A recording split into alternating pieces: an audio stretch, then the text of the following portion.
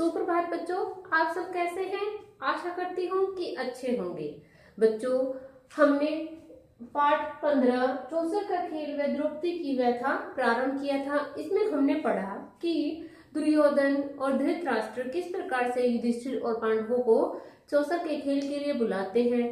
जब ये खेल के लिए मान जाते हैं तो उनका हस्तिनापुर में स्वागत होता है और जब वो सभा मंडप में जाते हैं जहां पर चौसर का खेल होना है वहां पर जाते हैं तो शकुनी उन्हें व्यंग्य करते हुए कहता है कि चलो हम खेलते हैं, लेकिन युधिष्ठिर खेलने से मना कर देता है। तो फिर वह उसे व्यंग्य करता है कि शायद तुम हार जाने के डर से खेलना नहीं चाहते। इस पर वह जोश में आ जाता है और खेलने के लिए तैयार हो जाता है।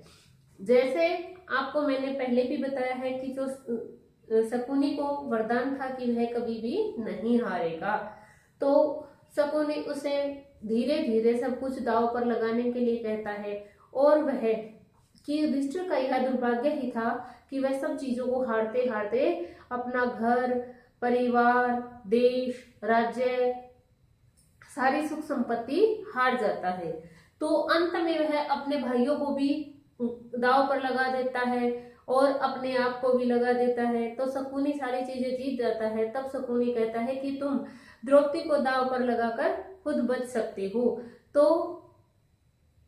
वह द्रौपदी को भी दांव पर लगा देता है, लेकिन वह उस दांव को भी हार जाता है। तो बच्चों चलो आगे पढ़ते हैं। युधिष्ठिर की इस बात पर सारी सभा में एकदम हाहाकार मच गया। जहां वृद्ध लोग बैठे थे उधर से धिक्कार की आवाजें आने लगी कि जैसे ही युधिष्ठिर ने द्रौपदी को दांव पर लगाया और वह द्रौपदी को हार गया, तो जो जहां पर वृद्ध लोग यानी बड़े बुजुर्ग जो व्यक्ति बैठे हुए थे उनकी तरफ से आवाजें आने लगी कि युधिष्ठिर पर धिक्कार है। लोग बोले, छी छी, कैसा घोर पाप है। कुछ ने आंसू बहाए तो कुछ लोग परेशानी के मारे पसीने से तरबतर हो गए कि सभी उसे कहने लगे कि इतना बड़ा पाप है, और सभी कुछ व्यक्ति तो रोने लगे और कुछ डर गए। दुर्योधन और उसके भाइयों ने बड़ा शोर मचाया कि दुर्योधन और उसके बड़े जो भाई थे उन्होंने अत्यधिक शोर किया, खुश हो गए। पर युयुत्सु नाम का धृतराष्ट्र का एक बेटा शोक संतप्त उठा और ठंडी आह भरकर उसने सिर झुका लिया कि ये नहीं था कि धृतराष्ट्र के सारे पुत्र बुरे थे, उसमें से युयुत्सु नाम का जो पुत्र था उसे लगा कि यह बहुत ही गलत हुआ है। शकुनी ने पासा फेंक कर कहा, यह लो, यह बाजी भी मेरी रही। कि उसने पासा फेंका और कहा कि यह बाजी भी मेरी हो गई है। बस फिर क्या था। दुर्योधन ने विदुर को आदेश देते हुए कहा, आप अभी रणवास में जाएं और द्रौपदी को यहाँ ले आए, उससे कहे कि जल्दी आए। कि तब दुर्योधन खुश हो गया और उसने कहा, विदुर से कहा कि तुम रणवास यानी रानियों का जो महल है वहां जाओ और द्रौपदी को जल्दी से लेकर आओ। विदुर बोले, मूर्ख, नाहक क्यों मृत्यु को न्योता देने चला है? अपनी विषम परिस्थिति का तुम्हें ज्ञान नहीं है। कि वह कहता है कि मूर्ख, नाहक, बिना बात, तुम बिना बात क्यों अपनी मृत्यु को न्योता दे रहे हो, निमंत्रण दे रहे हो? इससे जो विषम परिस्थितियां उत्पन्न होंगी, अलग जो परिस्थितियां आ जाएंगी, वो क्या है तुम्हारे लिए, तुम्हें उन बातों का ज्ञान नहीं है। दुर्योधन को यो फटकारने के बाद विदुर ने सभासदों की ओर देखकर कहा, आपने अपने को हार चुकने के बाद युधिष्ठिर को कोई अधिकार नहीं था कि वह पांचाल राज की बेटी को दांव पर लगाए। कि युधिष्ठिर को विदुर ने दुर्योधन को फटकारा और कहा कि जब युधिष्ठिर अपने आप को हार गया है तो उसको कोई अधिकार नहीं है कि वह पांचाल देश की बेटी द्रौपदी को दांव पर लगाए। विदुर की बातों से दुर्योधन बौखला उठा। अपने सारथी प्रातिकामी को बुलाकर कहा, विदुर तो हमसे जलते हैं और पांडवों से डरते हैं, रणवास में जाओ और द्रौपदी को बुला लाओ। कि विदुर की बातें सुनकर वह बौखला गया, गुस्से से उबल गया और उसने अपने सारथी को कहा कि तुम जाओ और उसे द्रौपदी को बुलाकर लाओ। आज्ञा पाकर प्रातिकामी रणवास में गया और द्रौपदी से बोला, द्रुपदराज की पुत्री, चौसर के खेल में युधिष्ठिर आपको दांव में हार बैठे हैं। आप अब राजा दुर्योधन के अधीन हो गई हैं। राजा की आज्ञा है कि अब आपको धृतराष्ट्र के महल में दासी का काम करना है। मैं आपको ले जाने के लिए आया हूँ। कि कि सारथी अब द्रौपदी को जाकर कहता है कि राजा युधिष्ठिर है जो आपको जुए में हार गए हैं और दुर्योधन ने आपको जीत लिया है। अब आप उन्हीं के अधीन गुलामी के साथ काम करोगी और आपको अभी बुलाया गया है। सारथी ने जुए के खेल में जो कुछ हुआ था उसका सारा हाल कह सुनाया कि सारथी ने जुए के खेल में जो चौसर का खेल था उसमें जो जो बातें हुई, जिस प्रकार से हुई, उसने सारी बातें द्रौपदी को बता दी। वह प्रातिकामी से बोली, रथवान जाकर उन हारने वाले जुए के खिलाड़ी से पूछो कि पहले वह अपने आप को हारे थे या मुझे। सारी सभा में यह प्रश्न उनसे करना और जो उत्तर मिले वह मुझे आकर बताओ, उसके बाद मुझे ले जाना।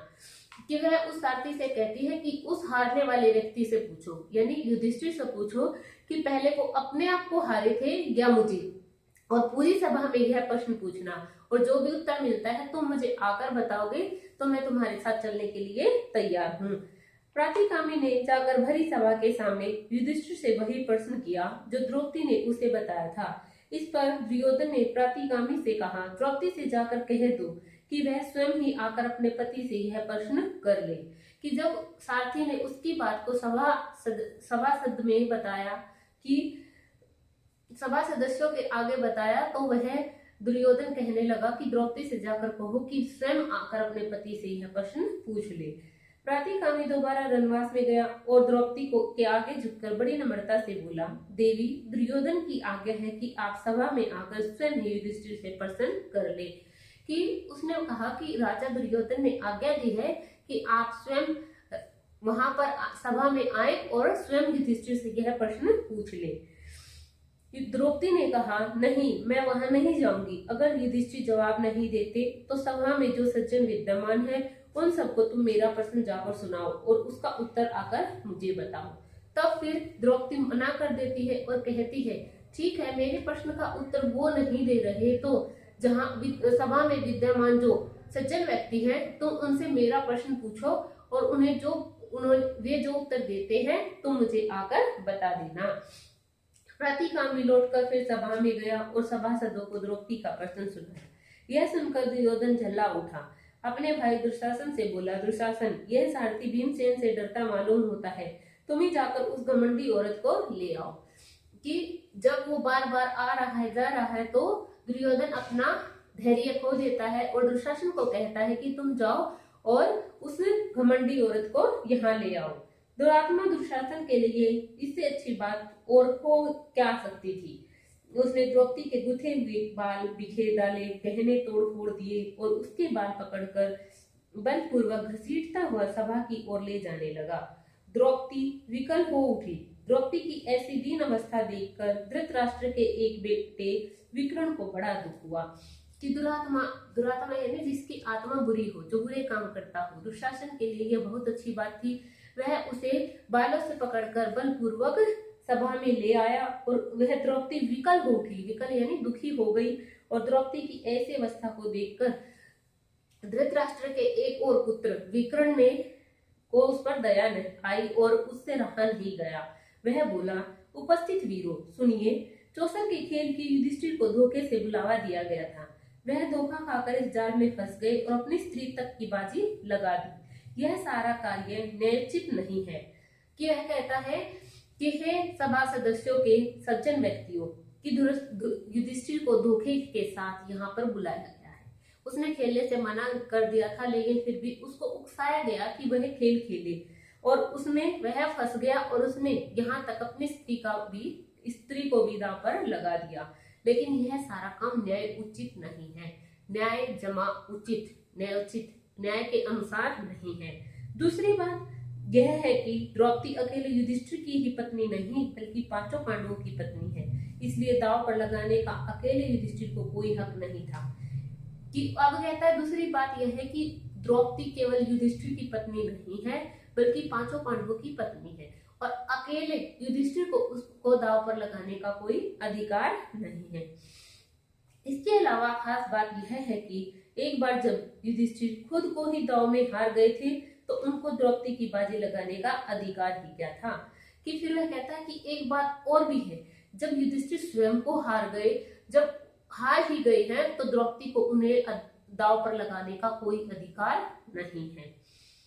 मेरी एक और आपत्ति यह है कि शकुनी ने द्रौपदी का नाम लेकर युधिष्ठिर को उसकी बाजी लगाने के लिए उकसाया था।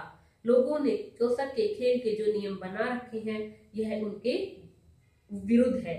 इन सब बातों के आधार पर मैं इस सारे खेल को नियम विरुद्ध ठहराता हूँ। मेरी राय में द्रौपदी नियम पूर्वक नहीं जीती गई है। फिर वह कहता है कि खेल के नियम के अनुसार किसी भी चीज का नाम लेकर आप उसको दांव पर लगाने के लिए नहीं कह सकते, लेकिन शकुनी ने उसका नाम लेकर उसे दांव पर लगाने के लिए कहा है और क्या है, यह नियम के विरुद्ध है। इसलिए जो द्रौपदी को जीता गया है वह नियम के अनुसार नहीं है। युवक विकर्ण के भाषण से वहां उपस्थित लोगों के विवेक पर से भ्रम का पर्दा हट गया कि जो सब लोग देख रहे थे, सब में भ्रम पैदा हो गया था कि वह जीत गया है, तो वह भ्रम हट गया। सभा में बड़ा कोलाहल मच गया। यह सब देखकर कर्ण उठ खड़ा हुआ और क्रुद्ध होकर बोला, विकर्ण, अभी तुम बच्चे हो, सभा में इतने बड़े बूढ़ों के होते हुए तुम कैसे बोल पड़े? तुम्हें यहाँ बोलने और तर्क वितर्क करने का कोई अधिकार नहीं है। तब दुर्योधन का मित्र कर्ण वहां खड़ा हो जाता है और कहता है कि इतने वृद्ध व्यक्ति यहाँ पर हैं, सभी उपस्थित हैं, तो तुम्हें यहाँ इनके बीच में बोलने का कोई अधिकार नहीं है। ये तर्क वितर्क करने की बात तुम्हें शोभा नहीं देती। यह देखकर दुशासन द्रौपदी के पास गया और उसका वस्त्र पकड़कर खींचने लगा। जो जो वह खींचता गया तो वस्त्र भी बढ़ता गया कि अब दुशासन दुरात्मा था, बुरी आत्मा का था। उसने उसके वस्त्र, द्रौपदी के वस्त्रों को खींचना आरंभ कर दिया। जैसे जैसे वह वस्त्रों को खींच रहा था वस्त्र उतने ही बढ़ रहे थे। अंत में खींचते खींचते दुशासन की दोनों भुजाएं थक गई। हाफता हुआ वह थकान से चूर होकर बैठ गया। सभा के लोगों में कपकपी सी फैल गई और धीमे स्वर में बातें होने लगी कि जब वह वस्त्र उतार रहा था, उसकी साड़ी को उतार रहा था, वह थक गया। इतनी बड़ी साड़ी हो गई उसकी, जितना वो उसको खींचा वो उतनी ही बड़ी होती जा रही थी और इससे सभा में कंपकपी फैल गई, यानी कि सरसराहट की बातें होने लगी। इतने में भीमसेन उठा। उसके होठ मारे क्रोध के फड़क रहे थे। उच्च सभा में उसने यह भयानक प्रतिज्ञा की, उपस्थित सज्जनों, मैं शपथ खाकर कहता हूँ, जब तक भरतवंश पर बट्टा लगाने वाले इस दुरात्मा दुशासन की छाती चीर न लूंगा, तब तक इस संसार को छोड़कर नहीं जाऊंगा। भीमसेन की इस प्रतिज्ञा को सुनकर उपस्थित लोगों के हृदय भय के मारे थर्रा उठे। तब भीम प्रतिज्ञा लेता है, क्योंकि द्रौपदी को अपमानित किया जा रहा है, तो वह प्रतिज्ञा करता है कि जब तक मैं इस दुशासन को मार नहीं देता, इसका सीने से खून नहीं निकालूंगा, तब तक मैं इस संसार को छोड़कर नहीं जाऊंगा। सब लोग उसकी बात सुनकर डर गए।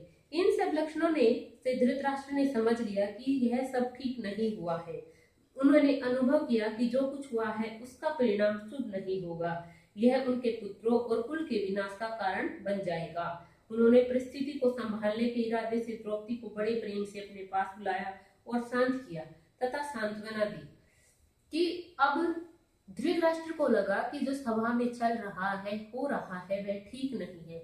आगे चलकर इसका परिणाम बुरा होगा और इससे मेरे पुत्रों का और मेरे कुल का विनाश हो जाएगा। मेरा कुल है जो वो खत्म हो जाएगा। तब उसने द्रौपदी को अपने पास बुलाया और उसके बाद युधिष्ठिर की ओर मुड़कर बोले, युधिष्ठिर, तुम तो अजात शत्रु हो, उदार हृदय के भी हो। दुर्योधन की इस चाल को क्षमा करो और इन बातों को मन से निकाल दो और भूल जाओ। अपना राज्य तथा संपत्ति आदि सब ले जाओ और इंद्रप्रस्थ जाकर सुखपूर्वक रहो। तब वह युधिष्ठिर को कहता है कि तुम इन सब बातों को, कुचाल यानी इसने जो बुरी चाल चली है, जो कुचक्कर रचा है, तुम इसको भूल जाओ और अपना राज्य लो वापिस और इंद्रप्रस्थ जाकर शासन करो। धृतराष्ट्र की इन मीठी बातों को सुनकर पांडवों के दिल शांत हो गए और यथोचित अभिवादन आदि के उपरांत द्रौपदी और कुंती सहित सब पांडव इंद्रप्रस्थ के लिए विदा हो गए। कि इन बातों को सुनकर क्या हुआ, पांडव खुश हुए, थोड़ी उनके मन में शांति हुई। अब वह अभिवादन आदि करके, नमस्कार प्रणाम आदि करके इंद्रप्रस्थ चले गए। पांडवों के विदा हो जाने के बाद कौरवों में बड़ी हलचल मच गई। पांडवों के इस प्रकार अपने पंजे से साफ निकल जाने के कारण कौरव बड़ा क्रोध प्रदर्शन करने लगे। दुशासन तथा शकुनी के उकसाने पर दुर्योधन पुनः अपने पिता धृतराष्ट्र के सिर पर सवार हो गया और पांडवों को खेल के लिए एक बार और बुलाने को उनको राजी कर लिया कि जब उनको शांत रूप से स्वभाव से समझाकर धृतराष्ट्र ने वापस भेज दिया तो कौरवों के मन में क्या आ गया, क्रोध आ गया और वे विभिन्न प्रकार की बातें करने लगे और उन्होंने धृतराष्ट्र को फिर से मना लिया, क्योंकि धृतराष्ट्र दुर्योधन से अत्यधिक प्रेम करते थे और उसकी किसी बात को मना नहीं कर पाते थे। तो उन्होंने उसे फिर से राजी कर लिया कि उन्हें फिर से एक बार फिर से खेल के लिए बुलाया जाए। युधिष्ठिर को खेल के लिए बुलाने के को फिर दूत भेजा। पिछली घटना के कारण दुखी होते हुए भी युधिष्ठिर को यह निमंत्रण स्वीकार करना पड़ा कि युधिष्ठिर दुखी था पिछली वाली बातों को लेकर, लेकिन फिर भी उसे यह निमंत्रण स्वीकार करना पड़ा। युधिष्ठिर हस्तिनापुर लौटे और शकुनी के साथ फिर चौपड़ खेला कि युधिष्ठिर फिर से हस्तिनापुर में आए और उनके साथ चौसर का खेल खेला। इस बार खेल में यह शर्त रखी गई कि हारा हुआ दल अपने भाइयों के साथ 12 वर्ष तक वनवास करेगा तथा उसके उपरांत 1 वर्ष अज्ञातवास में रहेगा। यदि इस 1 वर्ष में उसका पता चल जाएगा तो उन सबको 12 वर्ष का वनवास फिर से भोगना होगा। कि उसमें पहले से ही यह शर्त निश्चित कर दी गई थी कि जो भी हार जाएगा, जो भी पक्ष हारेगा, उसमें क्या है, उसको 12 वर्ष का वनवास और 1 वर्ष का अज्ञातवास। अज्ञातवास क्या होता है, जहां जिसमें किसी को कोई भी पहचान न सके, उनकी पहचान उन्हें छुपाकर रखनी होगी 1 वर्ष के लिए। अगर उस अज्ञात वर्ष में वो पहचाने जाते हैं किसी भी व्यक्ति के द्वारा तो उन्हें फिर से 12 वर्ष का वनवास करना पड़ेगा और 1 वर्ष का अज्ञातवास। उन सबको 12 वर्ष का वनवास फिर से भोगना पड़ेगा। इस बार भी युधिष्ठिर हार गए और पांडव अपने किए वादे के अनुसार वन चले गए। कि इस बार से फिर क्या हुआ, पांडव हार गए और अपना सब कुछ छोड़कर वन में चले गए। तो बच्चों देखा आपने किस प्रकार से दुर्भाग्य ने धृतराष्ट्र